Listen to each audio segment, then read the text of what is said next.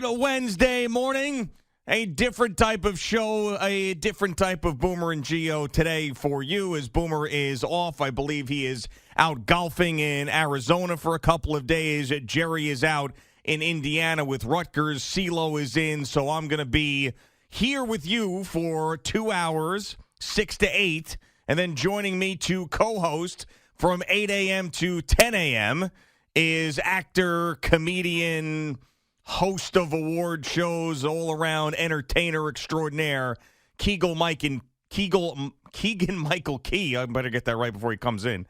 Keegan-Michael Key will be joining me, who is a Boomer friend.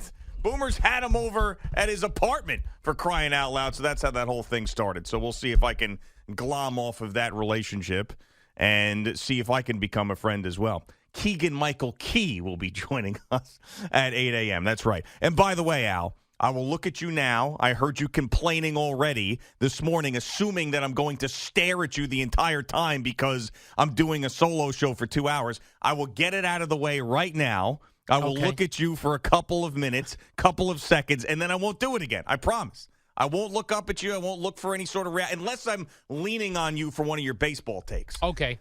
Then is that okay if I look at you then? Correct, yes. Because I might lean on you for one of your baseball takes because I heard it on the warm-up show. I even continued to listen when I got in.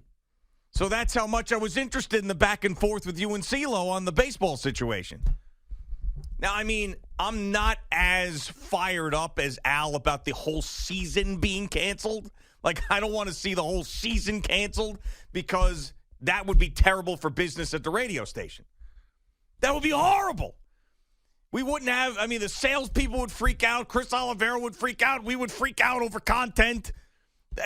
I've heard already that there's been sales guys and gals who have reached out to sponsors about the season saying, hey, you've been with us for X amount of years. We're ready to renew, and let's go. And they go, well, let's just see what happens with this baseball season. So that wouldn't be good for the radio station, would it? No, that'd be terrible. So that's why I don't want to see the entire season canceled. But right there leads me into why I think this is a huge problem for baseball, because they've lost someone like me outside of what it means to me personally. So working at this radio station, we talk about baseball all the time. There is a strong New York fan base that loves the Mets and Yankees. They are skewing older these days, as we know, but they are out there. I've got friends, I've got peers that are still very much into it, that raise their kids that way. But that is not the way that baseball is perceived throughout the rest of the country. So this anger that you hear from everybody, the rightful anger from Evan Roberts yesterday afternoon because he is a diehard baseball guy who is losing his mind over this, that's not the way it is everywhere else. Nobody cares about baseball outside of a couple of cities. Maybe we'll get another drop. Maybe we'll get a nobody cares about baseball Boomer drop coming up because we are getting to that point in these other markets. I'll give you an example. Now, some of these are outlier examples. Some of them, I think, tell the story. But the friend I was with this past weekend in Nashville is a sports talk radio host who knows more about sports than anybody I know. Lives in a city that has a baseball team. When I asked him his opinion on what was going on with baseball, he goes to me, I'm not paying attention. I got to be honest with you. Doesn't register with me at all. This is a guy who grew up a Mets fan, grew up in upstate New York, now lives in a city with a baseball team, and says it's not registering with me at all. This is also someone who, by the way, met a stranger at a bar and started quizzing that person on Houston Oilers offensive linemen because he's that into football. Started talking about the run to the Super Bowl in 1999 with a random Titans fan and talked about every game that they played in that run to the Super Bowl. Baseball, sorry, doesn't register. That right there is telling the story of where baseball is in the rest of this country. There's indifference. We care. We're into it. New York fans are into it. We got two big teams. Mets fans are fired up. Steve Cohen is the owner. You went out and you signed Max Scherzer and Starling Marte, and the money's flowing and you're going to go win a championship, and when the games come back, Mets and Yankee fans are going to be there. But that's not the story of the sport. There is a different sport everywhere else. Sure, you get some, Philly, Chicago, Boston, New York. Those are places that care. Cincinnati when they're good.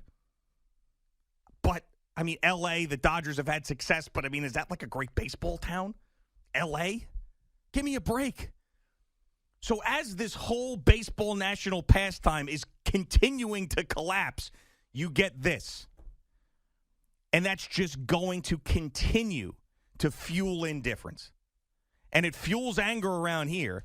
It fuels indifference everywhere else. And that's why this is a devastating thing for baseball.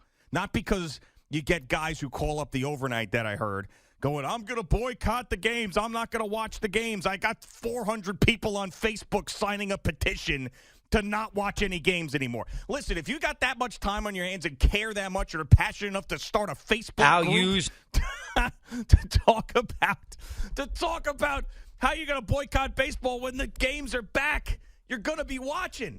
But that's not the person that baseball should be concerned about. The person that baseball should be concerned about is, first of all, I'll give you someone like me. I couldn't have been more of a diehard baseball fan. I used to go down to Port St. Lucie to go to spring training. I've got a picture of me and Edgardo Alfonso signing a baseball that I had framed. In 2005, I went to 41 home games while I lived on Long Island. I made no money. I was desperate. I remember leaving in 2006, the game 7 of the NLCS. Saw Eddie Schizzeri outside. Yeah, you looked as if someone had just drowned the soul out of drowned my your body. dog right in front of you. Yes. And now, the only reason I care about baseball is it's good for business. Because the game is boring. The finances make you sick. And there's so many other things to do. So I'm not the only one, by the way. And things have happened, things have changed. And by the way, it's not like that with all sports. I'm as big of a football fan now as I've ever been. I can't get enough of it. Whatever it is. And I'm talking out of market, in market, my teams, other teams, the Giants, the Jets, the Vikings, everything. Sunday night football, Monday night, I can't consume enough of it. So it's not just like hey, you're getting older. Hey, you've got kids now, so you're not paying attention to these things as much. It's not that. It's baseball. Now, I know that you've got a lot of people, and CeeLo is one of these guys who's talking about, well, it's relative and the owners, and how can you take the player side, as Al and CeeLo are arguing. But for the average fan and the person that's out there, when they hear complaining from people who make the amount of money that these guys make about how the system isn't working, it's always going to fall on deaf ears. Even if they have a point. Even if they have a point, which they may with certain things. Like the service time thing, baseball players, they have a point with that. But there were two guys who were outspoken on Twitter. Shockingly, one of them was Marcus Stroman, who's outspoken about everything. Absolutely, there's not a thing out there that Marcus Stroman isn't going to have a comment on. The only reason I know about it is because people write about it, because he's got me blocked, he's got the world blocked. But Marcus Stroman, Manfred's got to go. This is a joke, blah, blah, blah. He's on Twitter complaining. Lance McCullers is out there complaining. All right. So the whole thing is, we want to protect the younger players. System is broken, all of this. This is the same system that Marcus Stroman has made already $38.6 million in his career. And he's on his way to making $111 million guaranteed with this new contract that he signed. Lance McCullers, another guy who complained on Twitter and then deleted his Twitter account afterwards. Okay? The system that's so broken for Lance McCullers, who's trying to protect all the younger players. He's made $21.9 million so far, and by the end of his deal that he just signed in 2022, he would have made $103 million guaranteed. So is this system broken or is it not? Now, there's other examples of guys who, in younger years, they played in arbitration and service time, I understand, and then they get to free agency and they don't cash in. Those guys are still making an insane amount of money to play a game. And by the way, no one's forcing you to do this. No one's forcing you to do it. And to compare these things, too, to other unions and stuff is just, it's impossible. I mean, it's apples and oranges. You know, if I'm criticizing players, that doesn't mean I'm criticizing other unions or the local 3 or whoever. Like, that's some serious stuff. That's your everyday working man. That's a guy who's saying, hell, it's tough for me. I'm living paycheck to paycheck, and I'm looking around, and it's just impossible for me to put together a life on this salary when I'm seeing some of the financial injustices that are elsewhere. With baseball, that's not the case. And this system rewards you in big ways, and sometimes even better than the other sports. These guaranteed contracts. These guaranteed contracts in baseball. There are NFL players that would kill to be able to get some of these guaranteed contracts. So, yes, the greed of the owners is there. They don't want to raise the competitive balance tax, which is something that the players want.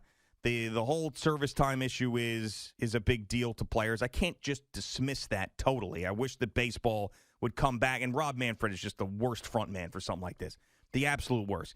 He's got that puny upstate New York accent that he has. He's laughing like a buffoon. This is the same guy who called the World Series trophy a piece of metal. He starts off this press conference by going, you only get one question to somebody, and then he's just like, he comes across the worst. Like, and I know we have a relationship with him with softball and stuff, whatever, and he's been nice to me, but he's the worst front man possible. Absolute worst.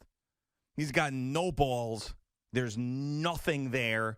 I mean, you wanted to, if I was about to advise him on what to say or what to do, at least pretend like you're upset.